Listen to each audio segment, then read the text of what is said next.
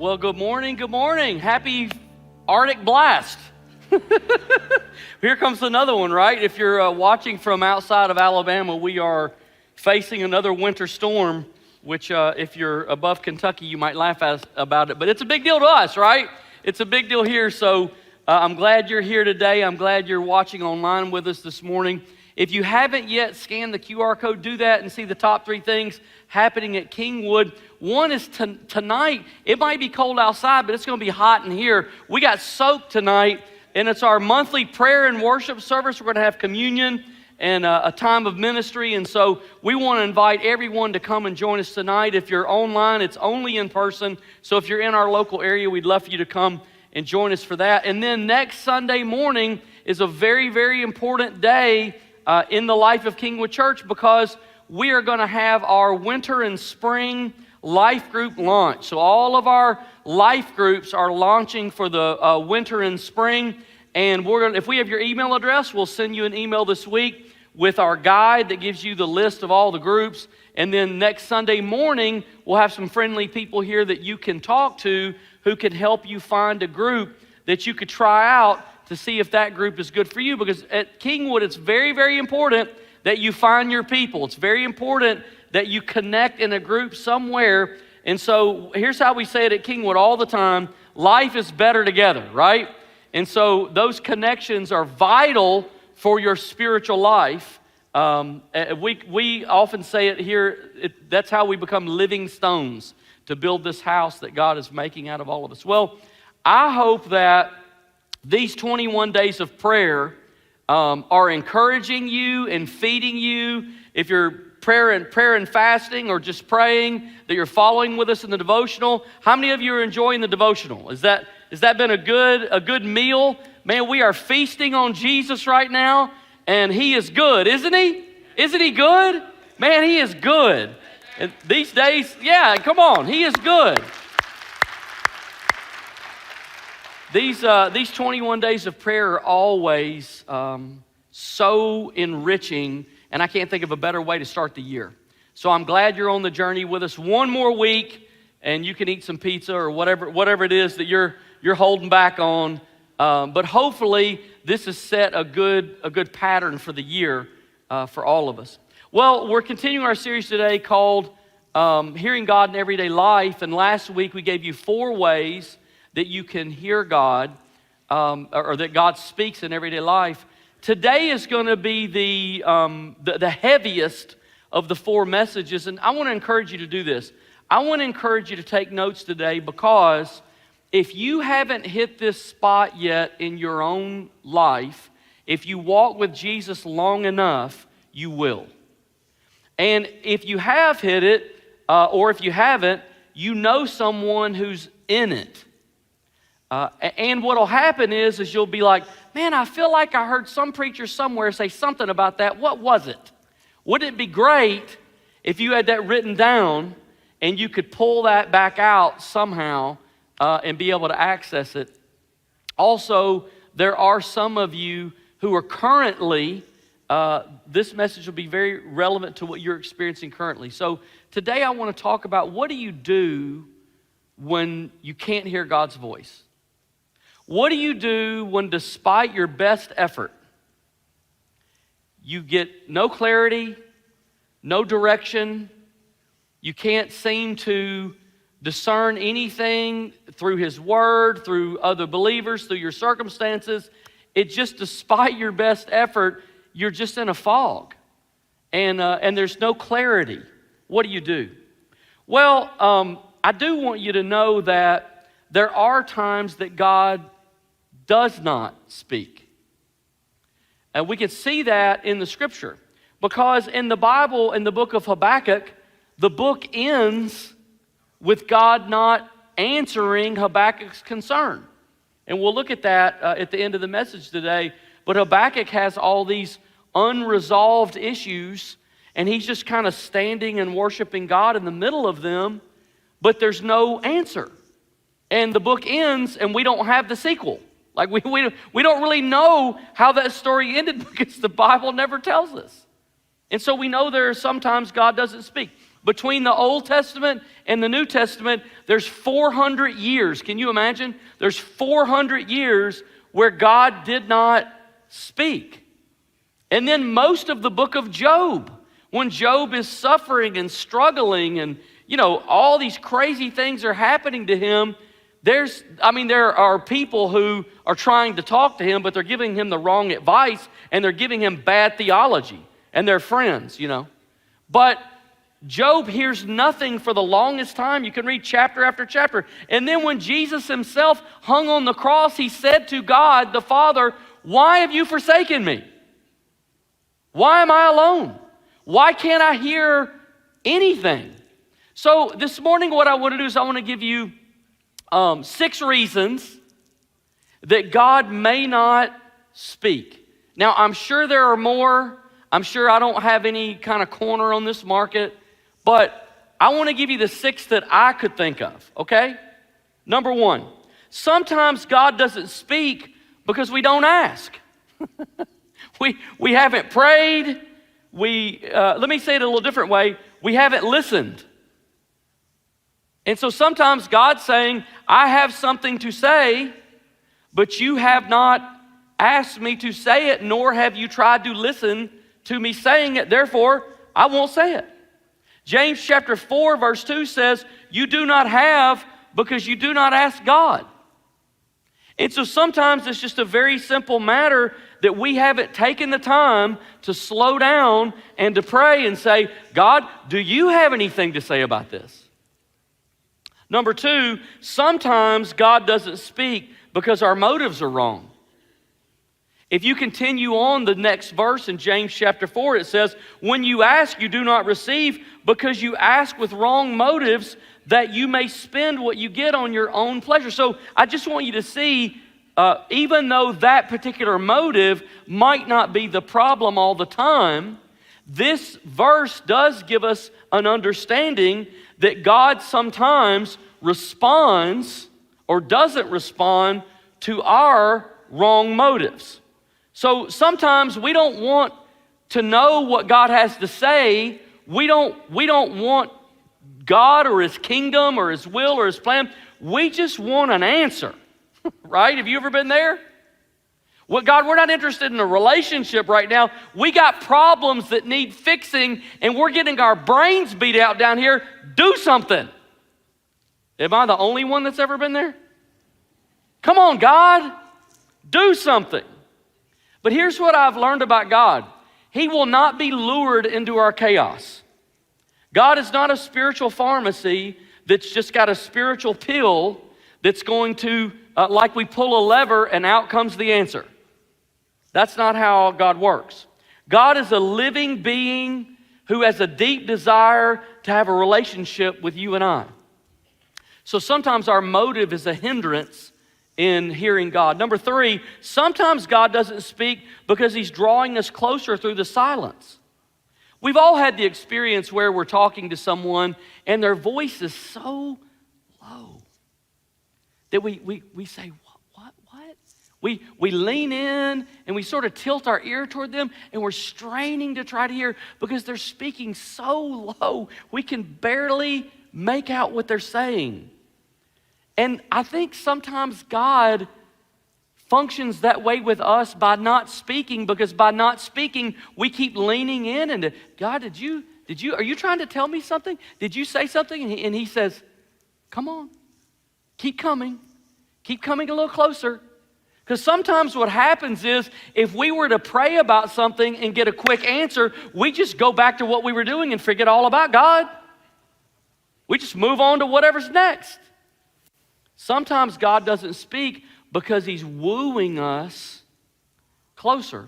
Psalm 46:10 has been a verse that's meant a lot to me in the last year. And it says, "Be still and know that I am God." The New Testament says that Jesus often withdrew to quiet places. What is it about the quiet?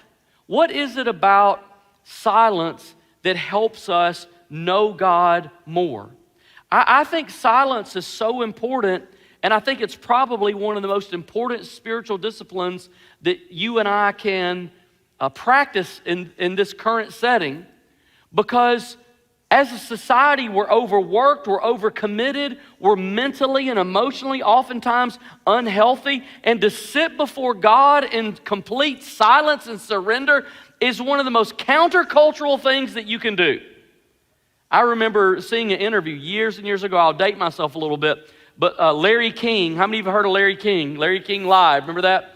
He interviewed Mother Teresa, and he said, they were on the topic of prayer, and he said to her, he said, "Do you believe that God hears you when you pray?" And she said, "Yes." And he said, "Well, what does he say?" And she said, "Nothing." And he said, "Well, do you believe that God, that when you pray, what do you say to God?" And she said, "Nothing." And sometimes it's not about what's being said, and sometimes it's not about what's getting done. Sometimes it's about being present with God. And sometimes God withholds his voice and he gives us silence because he's trying to pull us into a place where we're with him. Not trying to accomplish anything, we're present with him. Number 4, sometimes God doesn't speak because he wants us to make the decision. Now some of you are gonna get mad at me about this one. This will wreck some of your theologies. Sometimes God doesn't speak because he wants us to make the decision. Sometimes God tells us, we want God to tell us what to do because we don't want to be responsible for what we do. We're like, well, God told me. You're like, you know that's the dumbest thing you've ever done? Yeah, but God told me, so it's not my fault. Sometimes we want God to tell us everything to do because we want to be always right, and we want to be always safe, and we want to be always comfortable. But God has not promised us that we would always experience all of those things. Sometimes we just want that certainty. So why would God give you and I the capacity to learn and to grow and to mature if he was just going to tell us everything to do? Why would he do that? How do you balance those tensions? I remember when our oldest son, who's sitting right here, was a little toddler, and we had this glass top coffee table, and with a little metal, bars at the bottom, and he was trying to get under it. He was maneuvering himself under it, and then he went to stand up, and my wife was like, "Oh no, get him. He can't stand up under there, it's too short. If he stands up, he's gonna bonk his head." And I said, "No, let him bonk his head. Because if we stop him, we're gonna have to stop him every time the rest of his life. But if he bonks his head once, we'll never have to stop him again." And you know what he did? He stood up and he bonked his head. And he went, "Ah!" She's like, "Why'd you do that?" I said, "Well," and you know what? He never did it again. It's a miracle. Do you know, sometimes God will allow us to bonk our head because that's how we learn to avoid it.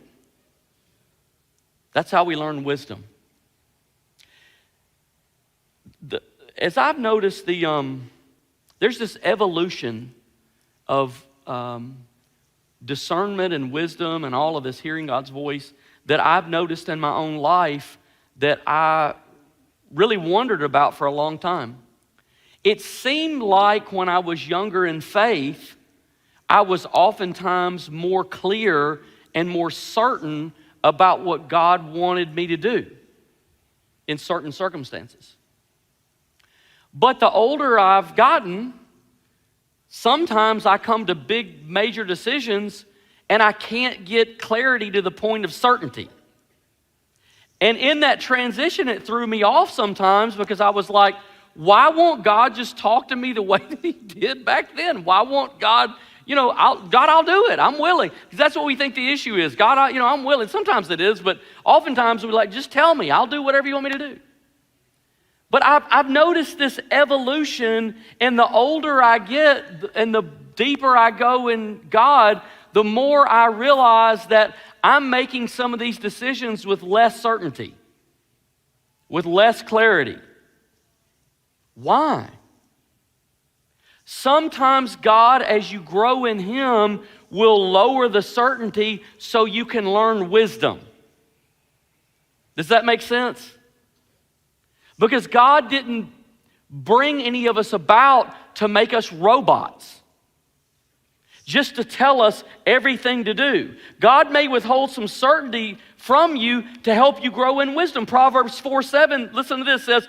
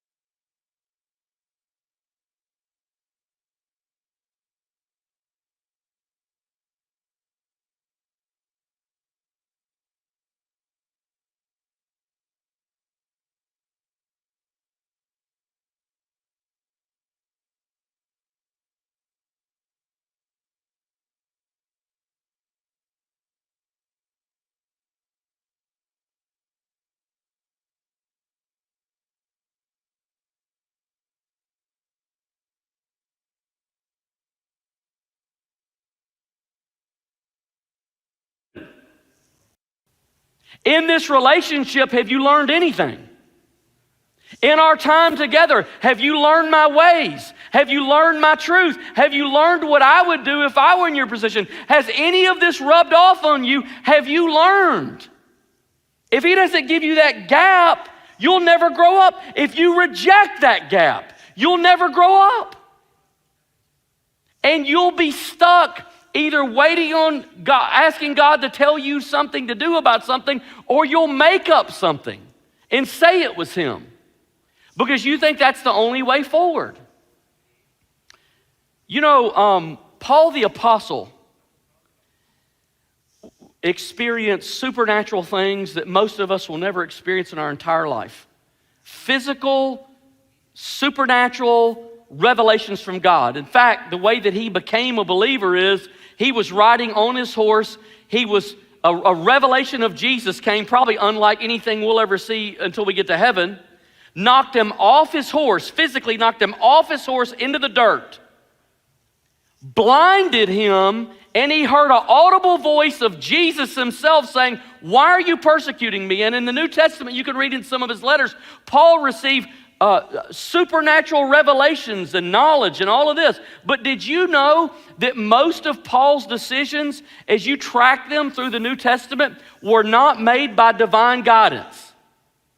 Not most of them. Some of them, but not most of them. Most of them were made by godly wisdom. I want to give you a list of the words that we read in the New Testament that are used when Paul makes decisions. It's this: decided, resolved, chose, wanted, appointed, and judgment.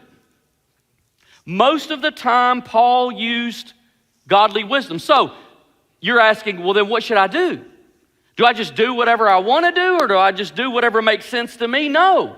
Seek God for whatever it is in front of you, and if there is no divine guidance that you can discern, then make the godliest decision that you make, the most God-honoring decision that you can make using all the godly wisdom you can find.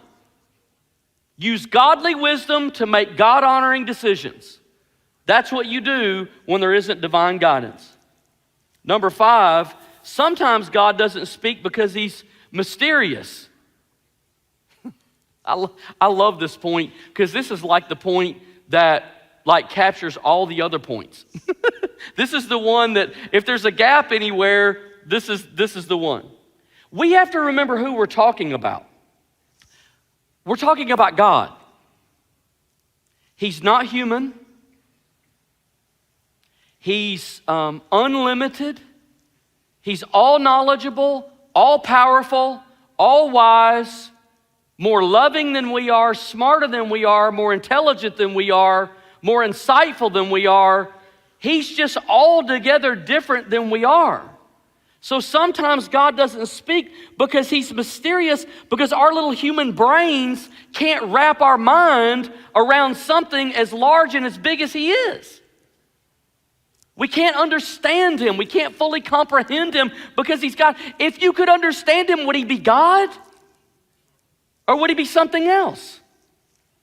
Isaiah 55 says, 8 and 9, "For my thoughts are not your thoughts, neither are your ways my ways, declares the Lord. As the heavens are higher than the earth, so are my ways higher than your ways, and my thoughts higher than your thoughts." See, this isn't a contract, this is a relationship. It's not a gimmick, it's not a formula, and there's actually not even a discernible pattern in how God speaks most of the time. One time he'll speak to you through the Bible, and another through a dream, and another in prayer, and another through circumstances, and another through another believer, and another time through a sermon, and another time through a song. And that is so frustrating, and it's so wonderful, and it's so complicated, and it's so beautiful. Because he's mysterious. Because we can't, our little human brains will never be able to understand him because we're limited. All right, sixth reason. Sometimes God doesn't speak because he's teaching us to trust him in the silence. He's teaching us to trust him in the silence. So I want to take a minute and I want to pick on one of the worship songs that we sing, because I feel a little theologically convicted about it. You know, not every worship song comes right out of the Bible. Not every worship song is even right theologically. So I want to pick on one of the songs we sing. It's called "Trust in God." And I want to just read a couple of lines from the song. "I sought the Lord, and he heard, and he answered. I sought the Lord, and he heard, and he answered. That's why I trust him. That's why I trust him." How many of you recognize those lyrics? You recognize those?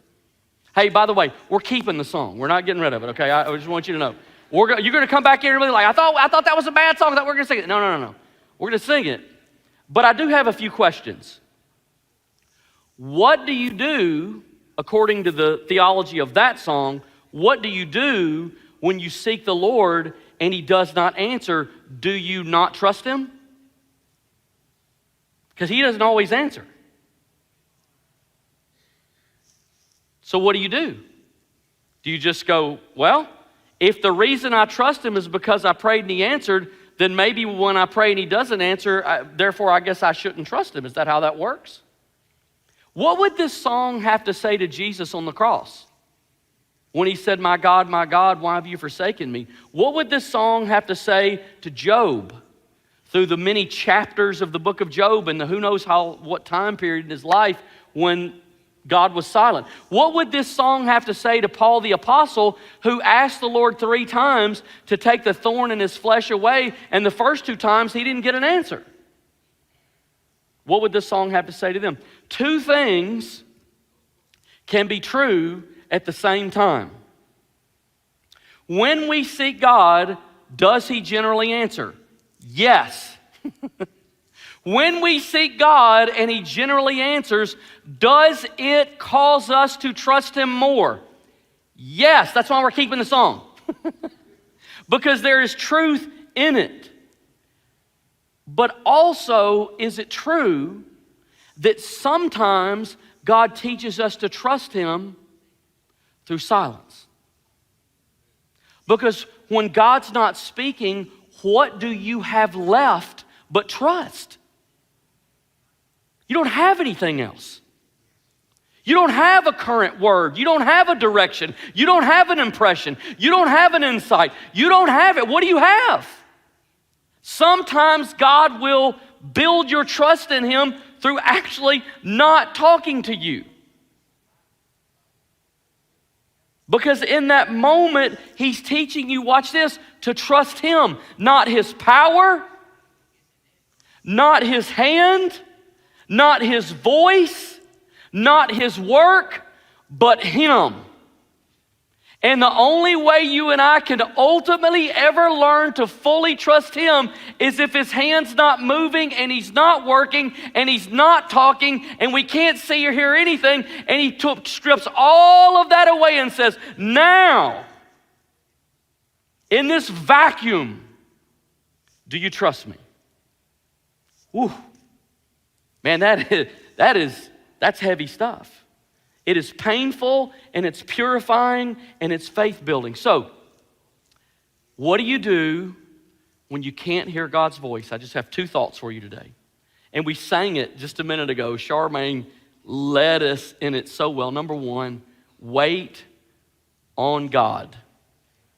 When you can't hear anything, wait on God. We are so quick to act and to speak and to push and to demand and to make it happen. But my encouragement to you from God's word, from the songs we sang today, from the messages that you're hearing from the Holy Spirit today is wait on Him. Keep praying and keep meeting with Him. And when you show up, just say to Him, God, I'm waiting on you. I can't hear you. I can't see you. I don't know what to do. I don't know what the step is, but I'm waiting on you. Maybe the reason that He hasn't acted or spoken yet is because the circumstances aren't right. Maybe He hasn't acted yet because the timing's right. You know, a lot of times Scripture will say, in the fullness of time, like when the things that God has been working on throughout human history have now lined up, now the time is right. Maybe the timing's not right. Maybe there's something in your heart He's working to shift or to adjust, and until that happens, it won't be appropriate yet. Look, there's some things in life that God invites us to work on with Him, right? Like you and He work together at the same time. Let me give you an example of that. Evangelism.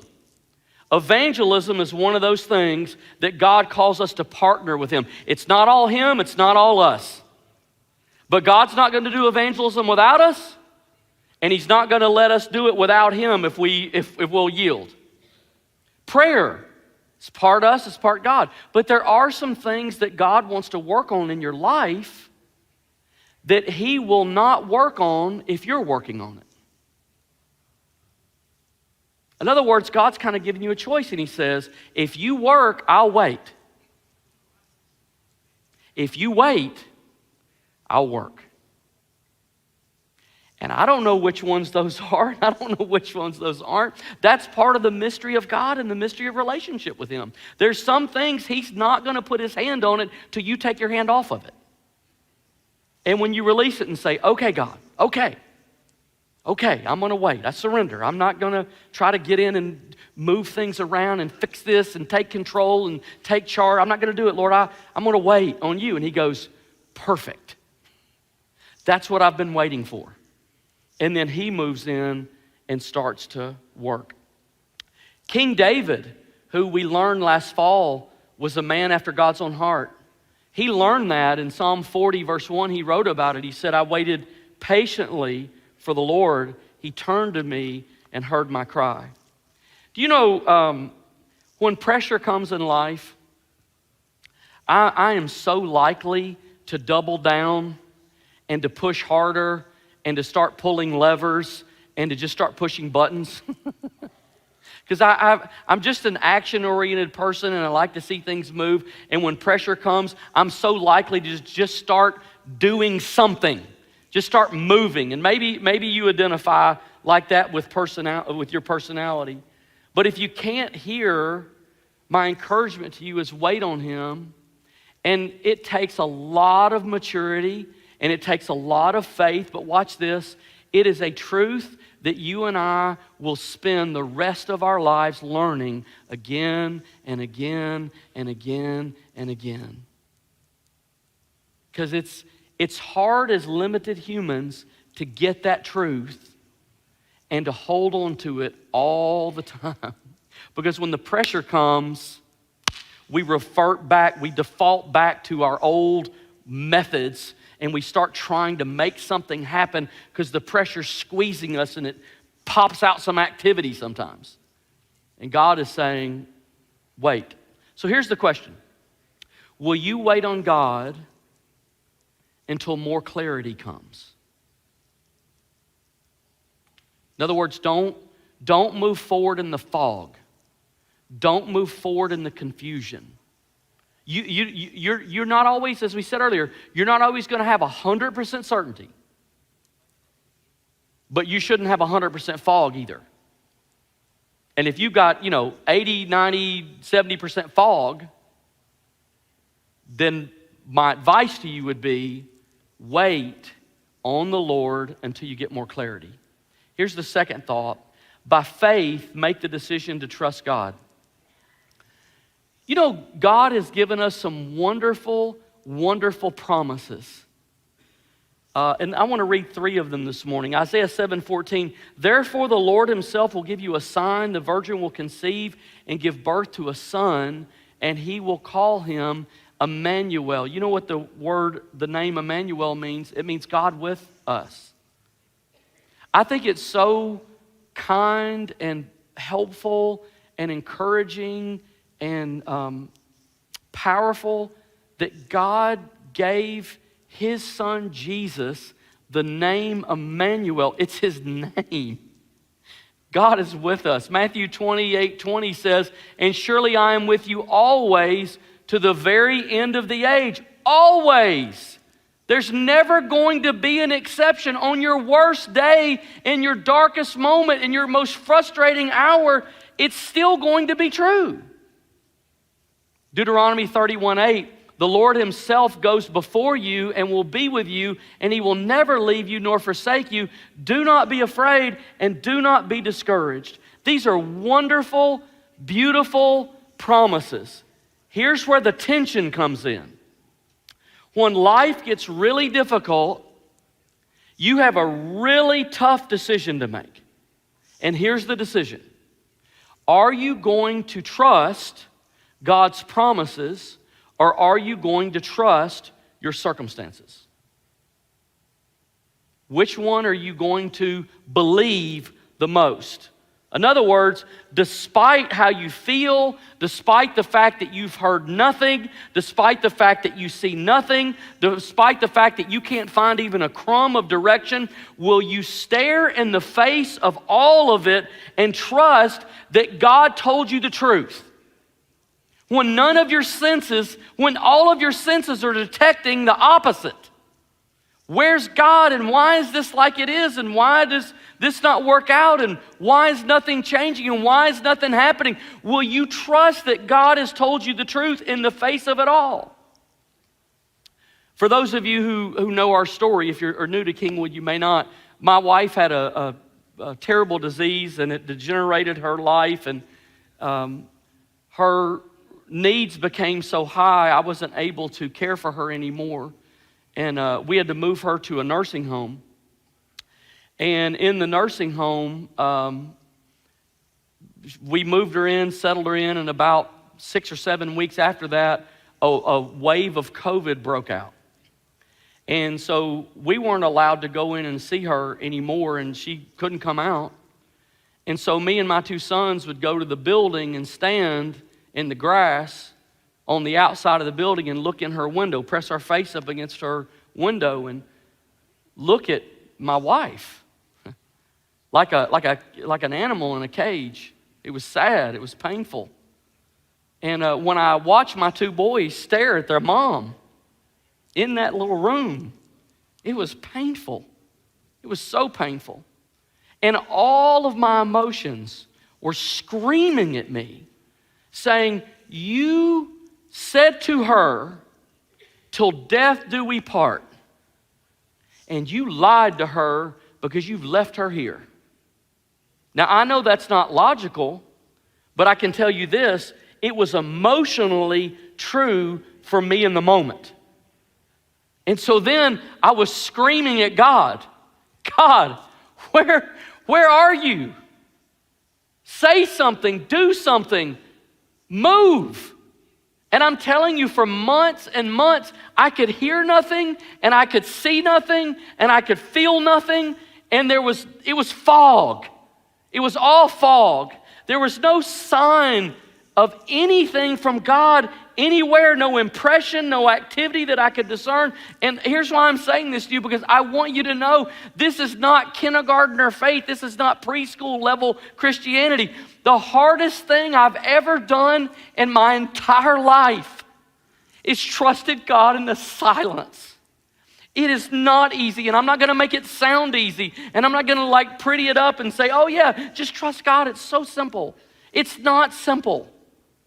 It's hard. And there were some days that I did pretty good with it, and there's some days I didn't do good at all. And what you'll have to do if you're walking in the fog is you're gonna have to sometimes make that decision fresh every day, because all the trust that you had in God yesterday has already worn off. And you're back to the battle.